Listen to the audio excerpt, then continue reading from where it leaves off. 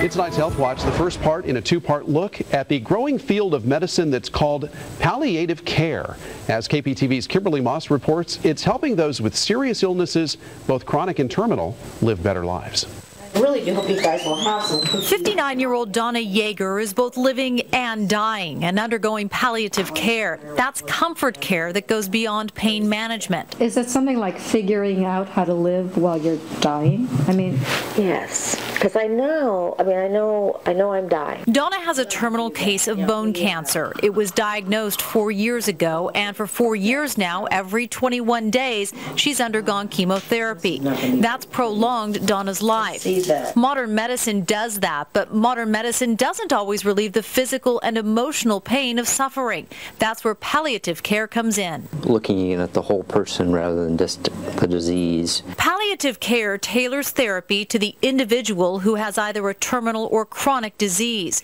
This is really a cultural change in medicine, says neurologist Larry Neville, who directs the palliative care program at PeaceHealth St. John Medical Center in Longview. People want to know the truth often. So they want to know how long they've got, as best we can tell them. They want to know their options. Palliative care ranges from aggressive, cutting-edge curative treatments to stopping those aggressive treatments altogether. But it's often aggressive treatment coupled with comfort care, especially in the case of a chronic but not terminal illness. In either case, the goal is for the patient to flourish. A lot of it is learning to get to know someone intimately enough that you know their heart. So, last year at Christmas time, it wasn't clear whether Donna would make it into the new year. She wanted to quit her treatments and go into hospice care. I wanted out of this life. It was just, I was so depressed. I was so sick, mentally, physically, spiritually, I mean, at every level. Instead, Dr. Neville treated Donna's physical pain and her emotional pain too. He taught Donna to focus, to improve her life while she faced death. I have an activity, a goal and an activity once a month. So I always have something to look forward to. She also has her daily rituals, including quiet time to watch the backyard birds. It reminds me of how precious every moment is. And Donna is thrilled this Christmas to decorate cookies one more time, at least before she dies. I don't get to choose. I mean, I don't know that that's it. But what I do know is that I'm not going to be here 4 years from now. but you get to choose the way you live now. That's the important piece. Because in the 21st century, living and dying aren't always mutually exclusive. Kimberly Moss, the 5 o'clock news. Preliminary studies suggest that those who get palliative care usually live about 3 months longer than those who don't. Tomorrow night, right here on the 5 o'clock news, part 2 of Donna's story. For more information, you can always head to our website, kptv.com/u101. Tonight, part 2 of our special report on palliative care. We continue our story about a Kelso woman who's living with a deadly form of bone cancer, and this could be her last Christmas. But as KPTV's Kimberly Moss reports, new therapies are helping her enjoy every moment of her life.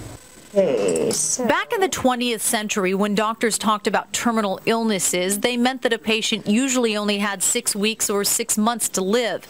But that time limit for terminal diseases has expanded in the last decade or so, and more Americans now live years with deadly illnesses. 59-year-old Donna Yeager is one of them. I started having some pain in my right hip and my left shoulder. That was 4 years ago. Donna was diagnosed with incurable bone cancer. Even at that point, the thought of death never entered my mind. Does it enter your mind now?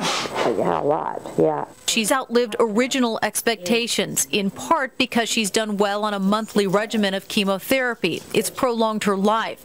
But palliative or comfort care has greatly helped her too.